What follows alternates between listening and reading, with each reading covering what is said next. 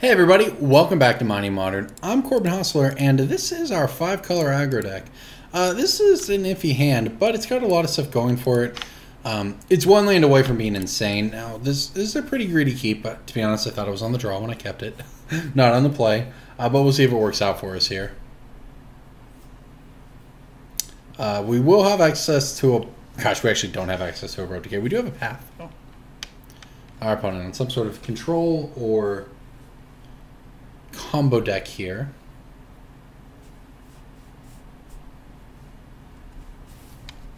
Hey, look, I did it. Look, I never didn't have it, all right? We all know. We all know it. We actually can't cast this, though, so that's awkward. So I guess we can just pass with our spell queller open. Our opponent went top-bottom with his cards. Would have been nice to just slam an offensive there, but I'll settle for spell queller. Yeah, our opponent, I assume, on Storm. You know what? You don't get to have that. Okay, that's just the way it's going to be. Now you think, oh, it's just a Serum Visions, whatever. But I don't want to start. One, we actually have to deal damage to our opponent, so we need to hit something here. But we may as well stop him from getting any more set up. Trying to hold it until he goes off is fine. And obviously, there's a second Serum Visions here. But that's all fine, you know. We have to kill our opponent. Holding up spell queller for them would be ideal. We would have rather played an offensive this turn, but ugh, well, this is awkward. Have not had this come up with the deck before. That is the danger of playing a 5-color deck, though. It's pretty awkward to draw. We have to draw the wrong mana dork in the 2 of the 3 reflecting pools. Yeah, it's pretty rough. I don't know about this one. The good news is I like our sideboard playing against Storm. We have a lot of cards to bring in. Okay, yeah, that makes sense. I can't even path my own guy here because we only have a basic forest in the deck. Okay, well, this is sort of, you accept that the price for playing all these sweet cards is that sometimes your mana is just not going to work out. And this would appear to be one of those.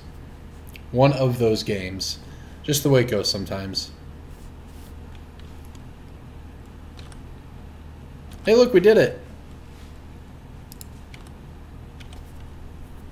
Put our opponent to 10 here.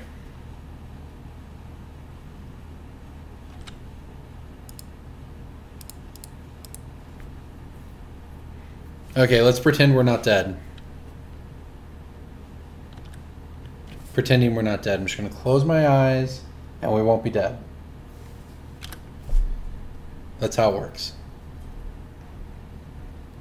I'm not above writing F6 on a piece of paper on a table when my opponent's playing Storm either, I'll tell you that.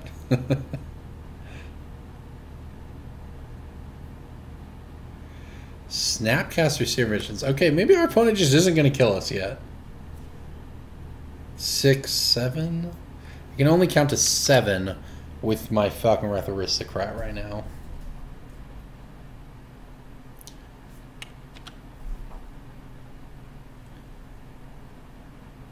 I could path the Snapcaster. That seems like it doesn't matter. Clearly trying to get there through the air. Alright, this time our opponent went top-bottom again. Alright. Another path, huh? That was really not what I wanted. 7, 6, okay. So I could play Falcon Wrath here.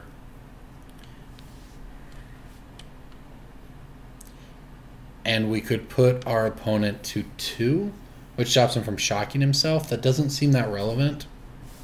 I also have Abrupt Decay if I do nothing. So I think the answer here is to attack him to 7 and pass the turn. Or sorry, to 6. And then next turn we will have lethal with the Falcon Wrath Aristocrat. This turn we hold up Path to Exiles and Abrupt Decays, which I don't expect are going to be enough to win, but it is what we have to work with. There's basically zero chance in my mind that our opponent doesn't storm off here and kill us. He was just taking his time, playing around when he could, etc.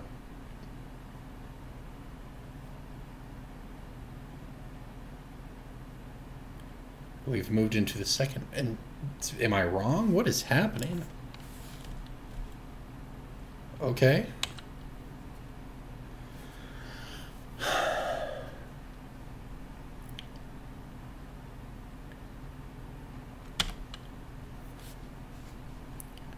I'm gonna try to play around Cryptic Command as best as possible here. Maybe our opponent's some sort of Blue Moon. Maybe it's Blue Moon. Maybe it's not even Storm. The Snapcaster was a little weird for it to be Storm, so maybe it's Blue Moon, and I've completely planned this all out wrong. It certainly feels like we're about to get Cryptic here. Yeah, we sure are. Of course, the problem with this... What modes? Let me just highlight it. Tap all creatures, draw a card. Okay, well, it's good to know it's not Storm. That actually changes things quite a bit. I wouldn't have spoke Queller that Seer Visions. Actually, I might have. Okay. Well, the bad news is that taps our bird, and now we can't do anything. My plan was to attack and then go for the Siege Rhino win rather than the Falcon Wrath Aristocrats win. Okay. Okay. I have a different take on this match now that I know that this is how it's working. Yeah, this completely changes things. Oh no. I think we're gonna die. Maybe it won't be Emrakul? Oh, it's Emrakul. Oh, I conveniently have 6 permanents. Did you know that's not enough permanents to survive Emrakul? Well, that was certainly very weird. I don't really know what just happened. So that's a thing.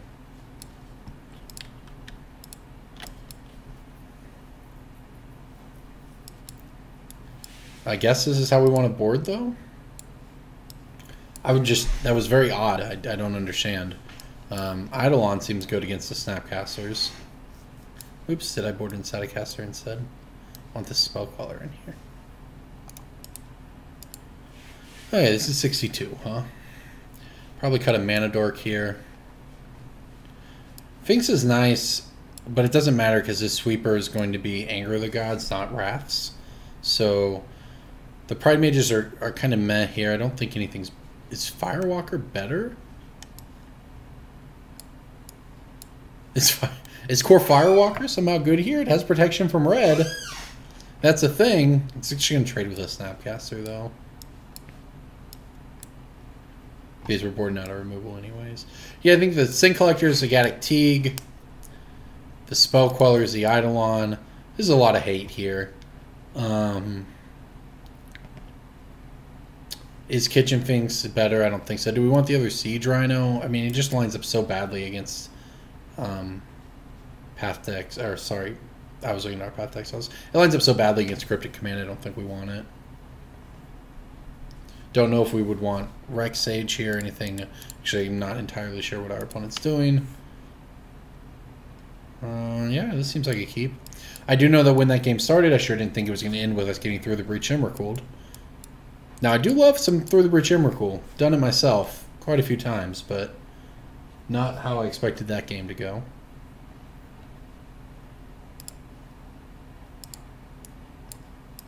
This is nice. So we have a turn 2 Anafenza, turn 3 Manus Rider. Although this is kind of some anti-synergy, isn't it? So I guess it would be Siege Rhino instead.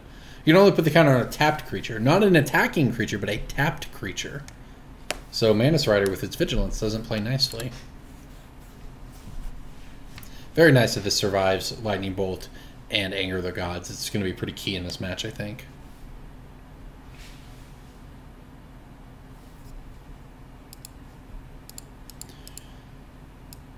Alright. Also very nice that we actually get to cast block spells this game. It's a big goat I know that you're supposed to look at the person in the art, but every time I ever look at this card, all I see is the goat.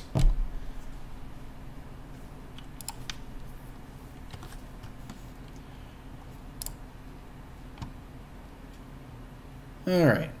Well, I suppose I'm just going to go for the old Siege Rhino. If it doesn't work out, it doesn't work out. But we can put a counter on our bird this way by doing it pre-combat. Oh, we've been remanded. Yeah, it could have been worse. Because look, we get to put a counter on a Bird's Paradise. We're winning. See, we're doing it. And boom, the beatdown. At least our opponent has a good lands. Although, what's up with this island? This sun's supposed to be in between the horns. See, it's the hour. Come on. Up your Bolus lands game. Alright, let's try this thing again.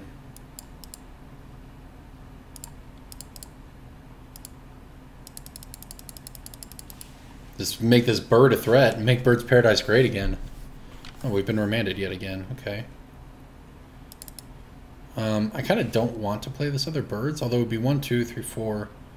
1, 2, 3, 4, 5, 6, 7, which would allow us to play both of those. So I guess there's no reason not to play it here. It's unfortunate if this is where we get angered and we lose both birds, but even that is actually not that bad. And if we do get one more attack in, we actually get to save this, get this bird out of bolt range. I mean, worst case, if we get angered, we still get a Siege Rhino.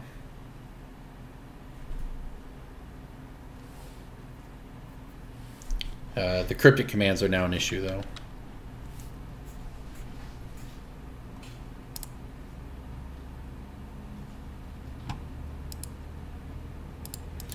White, blue, red. Okay, that's enough to play Manus Rider. Suspected we're getting cryptic right here, but then we can still play Siege Rhino, which was the plan all along.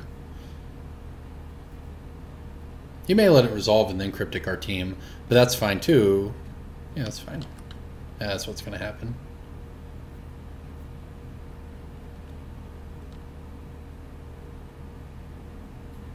Oh, wow, I get to attack, huh? That's probably not good for us, right? That can't be good.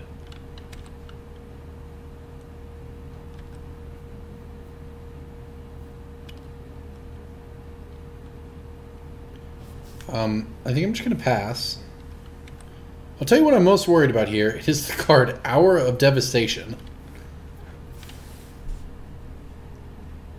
Our opponent might have decided that he could take the hit and play Hour of Devastation on us when he untaps. Save his counter for the seat. I mean, it's very possible he decided, I'll take the hit from the Manus Rider. Yeah, because he has it, although bouncing that is pretty good for us. He wanted that value. I think I'm surprised he didn't tap down, but it's possible, say, if he's sitting on a 5-mana sweeper. I see. Well, I guess we died. Well, that was pretty fun. That was fun. Oh, man. And because I tapped the birds to play around Cryptic Command, we have no way to get around to this Flying Emrakul. Alright, good games. Weird deck. Don't know what our opponent's doing. I do know they got to draw a bunch of cards. I was going to say, we never saw any hand hate, and obviously there it all is. I don't know, that was a weird game. I feel like, honestly, our deck is probably favored against him, but we didn't really get to play. I hate how Magic Online does. Our opponent sent us a message, but I can't see what it is, because it won't load up chat.